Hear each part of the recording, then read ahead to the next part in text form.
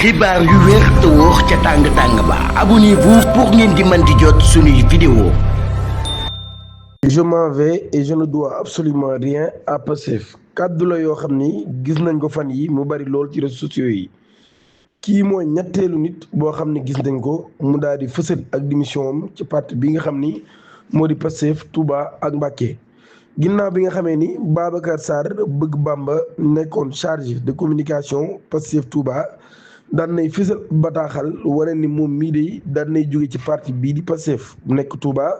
te mu nekkoon fi li nga xam ni moo di chargé de communication moom mii nag muy xam ne nag daal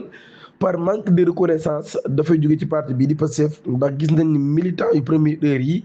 taxawaay bi ñu war a am ci ñoom amuñu ko loolu yi bokk na ci li tax Babacar Sarr ci boppam daal di yëgle ni day jóge ci parti bii di Pastef waaye keneen ki nga xam ne tamit daf koo topp Babacar génn rek mu ne ko dooma fi bàyyi mooy Cheikh Mbengue daan nay def benn texte xam le ni ginnaaw juróom-ñetti at yoo xam ni nekk na ko ci parti bii di Pastef daan nay jël dogalu nag génn parti bi ci liberté wu boppam waaye tamit ci responsabilité wu boppam mu nag daal décision boobee dara motivé wu ko du dul manque de reconnaissance comme ni ko Babacar waxee jaarale ko ci ay militants yi nga xam ne ñoom ñoo njëkk a ñëw ci parti bi waaye tamit ñi nga xam ni ñoom ñoo fi mujjee ñëw nag daal dafa mel ni ñoom ñi sax la ñu gën a valoriser mu ni malgré at yu bari yi nga xam ne def nañ ko fi ak sacrifice yi nga xam ni def nañ ko fi mu ni engagement bi mu amoon ci Pastef nag daal lu sincère la lu loyal la waaye nag loolu yëpp nag daal loyal et totalement désintéressé waaye ci loolu yi nag daal mu gis na absence de considération waaye tamit incohérence boo xam ne sax gis na ko jamono ji ci ni mbir miy doxee loolu yi kon moo tax mu daal nag fidèle goo xam ne fidèle na ko ci ay principe am day bàyyi moom Cheikh Mbengue mi nga xam ni moo nekkoon chargé de communication de la JPS Touba du Jeune Patriotique de Sénégal ak li nga xam ni moo di JPS département de Mbacké